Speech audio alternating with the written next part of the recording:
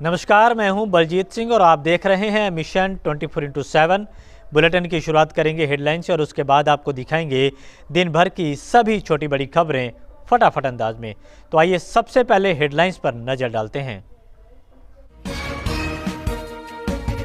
शाहजहांपुर में sub inspector ने थाने के अंदर बने सरकारी क्वार्टर में फांसी लगाकर की आत्महत्या।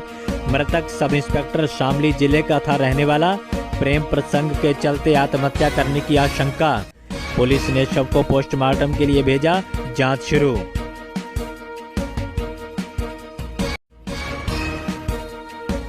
खुटार में हुआ दर्दनाक सड़क हादसा। तेज रफ्तार ट्रक ने बाइक सवार पति पत्नी को मारी टक्कर। टक्कर लगने से पति पत्नी की हुई दर्दनाक मौत।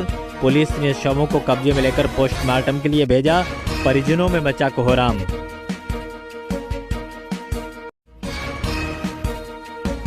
कांट में बुजुर्ग की धारदार हथियार से हत्या।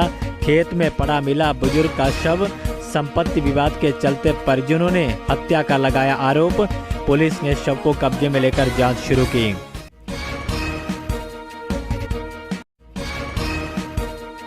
उत्तर प्रदेश के पशुधन एवं अल्पसंख्यक कल्याण मंत्री धर्मपाल सिंह आज शाहजहांपुर पहुंचे। हलाल टैग को लेकर विरोध कर रही समाजवादी पार्टी और कांग्रेस पार्टी पर साधा निशाना। बोले, हलाल टैग का विरोध करने वाली पार्टियों के पेट में हो रहा है दर्द।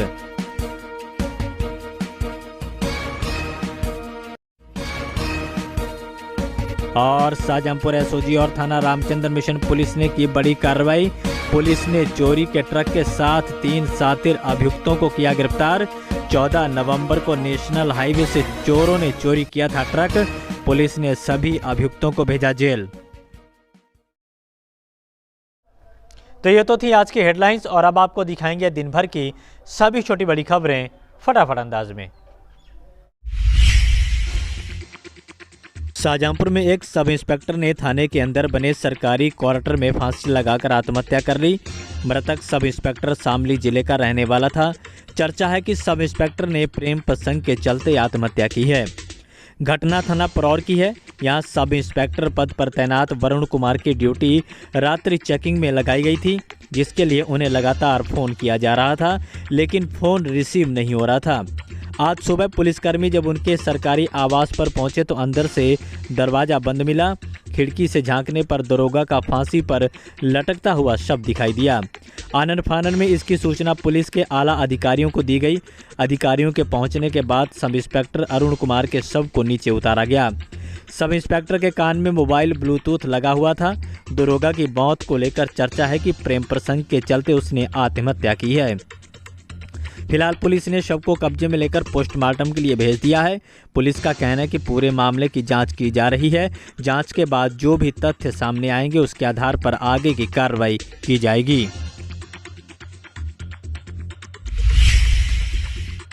उत्तर प्रदेश सरकार के पशुधन एवं अल्पसंख्यक कल्याण मंत्री धर्मपाल सिंह आज शाहजहांपुर पहुंचे। यहां उन्होंने हलाल टैग को लेकर विरोध कर रही समाजवादी पार्टी और कांग्रेस पार्टी पर निशाना साधा। उन्होंने कहा कि हलाल टैग एक धर्म विशेष को फायदा पहुंचा रहा है। ऐसे में हलाल टैग का विरोध करने वाली पार्टियों के पेट में दर्द हो रहा है, जबकि जनता हलाल टैग पर कार्रवाई की सराहना कर रही है। तिलहर ब्लॉक सभागार में बड़ौदा किसान पखवाड़े के तहत किसान मेले का आयोजन किया गया। कार्यक्रम में तिलहर तहसीलदार जेपी सिंह यादव पहुंचे। इस दौरान क्षेत्र से पहुंचे किसानों को बैंक ऑफ बड़ौदा द्वारा चलाई जा रही विभिन्न योजनाओं के बारे में जानकारी दी गई। कार्यक्रम के दौरान तहसीलदार और सहायक महाप्रबंधक व क्षेत्रीय प्रमुख रंजीव बंसल ने किसानों को डमी चेक का वितरण किया। इसके अलावा तिलहर ब्लॉक के 4 किसानों को ट्रैक्टर की चाबी भी सौंपी गई। किसान मेले में कई तरह के स्टॉल भी लगाए गए थे। शाहजहांपुर में एक बुजुर्ग की धारदार हथियार से हत्या कर दी गई। हत्या के बाद से इलाके में हड़कंप मच गया। घटना कांट थाना क्षेत्र की है। यहां मुदिगमा गांव के रहने वाले राजेश दुबे की धारदार हथियार से हत्या कर दी गई। ग्रामीणों ने युवक का शव सुबह खेत में पड़ा देखा। मौके पर पहुंची पुलिस ने शव को कब्जे में लेकर पोस्टमार्टम के लिए भेज दिया और जांच शुरू कर दी है। वहीं परिजनों ने संपत्ति के विवाद के चलते हत्या की आशंका जताई है। मंत्री धर्मपाल सिंह ने गौवंशों को लेकर कहा कि सरकार 1 नवंबर से 31 दिसंबर के बीच में गौवंशों को गौशाला पहुंचाने का विशेष अभियान चला रही है। इसके अलावा देश भर में गौवंशों की टैगिंग की जाएगी। 1 दिसंबर से अगर कोई भी गौवंश को छोड़ता है तो उसके खिलाफ कार्रवाई और जुर्माना दोनों किया जाएगा। उन्होंने कहा कि दिसंबर तक पूरे प्रदेश में लोगों को सड़कों पर घूम रहे गौवंशों से मुक्ति मिल जाएगी। शाहजहांपुर एसओजी और थाना रामचंद्र मिशन पुलिस को बड़ी कामयाबी हाथ लगी है। पुलिस ने 3 शातिर अभियुक्तों को गिरफ्तार किया, जिनके पास से चोरी किया गया ट्रक बरामद हुआ है। दरअसल शामली जनपद के रहने वाले साजिद ने पुलिस को तहरीर देते हुए बताया था कि 14 नवंबर को नेशनल हाईवे से अज्ञात चोरों ने उसका ट्रक चोरी कर लिया। इसके बाद पुलिस ने मामला दर्ज करते हुए अज्ञात चोरों की तलाश शुरू कर दी थी। वहीं आज पुलिस ने मुखबिर की सूचना के आधार पर मेजबान ओवरब्रिज के पास लक्ष्मी ढाबे के सामने से अभियुक्तों को गिरफ्तार कर लिया। पुलिस द्वारा कड़ाई से पूछताछ करने पर अभियुक्तों ने बताया कि वह लोग ट्रक को बेचने के लिए बिहार ले जा रहे थे। इस दौरान पुलिस ने शहजाद, सलीम और आस मोहम्मद को गिरफ्तार किया। गिरफ्तार किए गए तीनों अभियुक्त मुजफ्फरनगर के रहने वाले हैं। फिलहाल पुलिस ने सभी अभियुक्तों को जेल भेज दिया है। तिलहर में बैंक ऑफ बड़ौदा द्वारा बड़ौदा किसान पखवाड़े के तहत किसान मेले का आयोजन किया गया। इस दौरान सहायक महाप्रबंधक व क्षेत्रीय प्रमुख रंजीव बंसल ने बड़ौदा किसान रथ को हरी झंडी दिखाकर रवाना किया। बड़ौदा किसान रथ लोगों को बैंक ऑफ बड़ौदा द्वारा चलाई जा रही विभिन्न योजनाओं के बारे में जानकारी देगा। इस दौरान सहायक महाप्रबंधक व क्षेत्रीय प्रमुख रंजीव बंसल ने जानकारी देते हुए बताया कि बड़ौदा किसान पखवाड़ा कार्यक्रम 16 नवंबर से 30 नवंबर तक चलाया जाएगा। तिलहर में किसानों की तमाम समस्याओं को लेकर भारतीय किसान मजदूर यूनियन राष्ट्रवादी का धरना 22 नवंबर से चल रहा है। वहीं आज किसानों की पंचायत भी हुई। इस दौरान कोई भी सक्षम अधिकारी धरना स्थल पर नहीं पहुंचा, जिसके चलते किसानों में काफ़ी आक्रोश देखने को मिला। इसके बाद किसानों ने चेतावनी दी कि अगर शाम तक कोई सक्षम अधिकारी नहीं पहुंचता है तो वह प्रशासन का पुतला फूंकेंगे। इसके बाद मौके पर नायब तहसीलदार अवनीश कुमार पुलिस फोर्स के साथ पहुंचे और किसानों को आश्वासन दिया कि उनकी सभी समस्याओं का निस्तारण 1 सप्ताह में कर दिया जाएगा।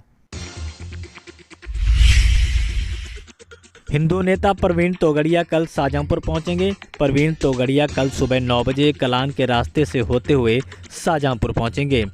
प्रवीण तोगड़िया कलान, मिर्जापुर, जरियनपुर, हुल्लापुर और अल्लाहगंज होते हुए जलालाबाद में उनका स्वागत किया जाएगा।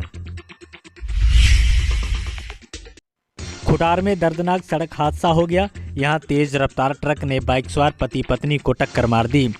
टक्कर इतनी जबरदस्त थी कि बाइक सवार पति पत्नी की मौके पर ही दर्दनाक मौत हो गई। घटना खुटार के तिकुनिया चौराहे स्थित गुरुद्वारे के सामने की है।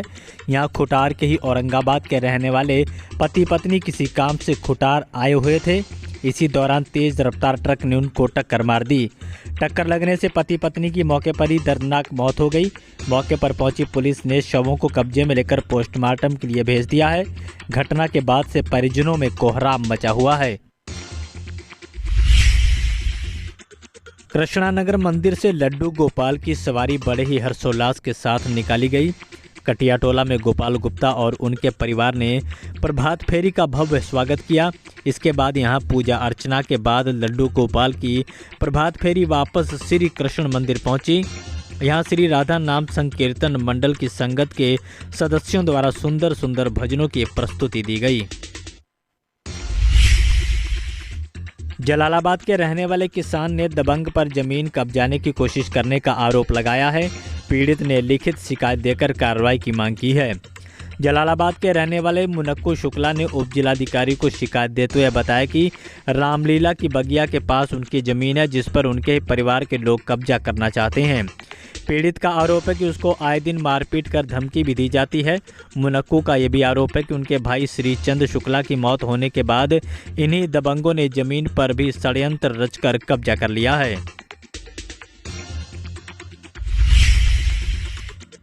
तिलहर थाना क्षेत्र में नेशनल हाईवे 24 पर अज्ञात वाहन ने गौवंश को टक्कर मार दी। इस हादसे में गौवंश की मौत हो गई। घटना रुहेलखंड मेडिकल कॉलेज के पास की है। तो वहीं राष्ट्रीय गौरक्षक संघ की महिला प्रकोष्ठ की प्रदेश उपाध्यक्ष अमृता सिंह ने घटनास्थल पर पहुंचकर घटना को बेहद ही शर्मनाक बताया।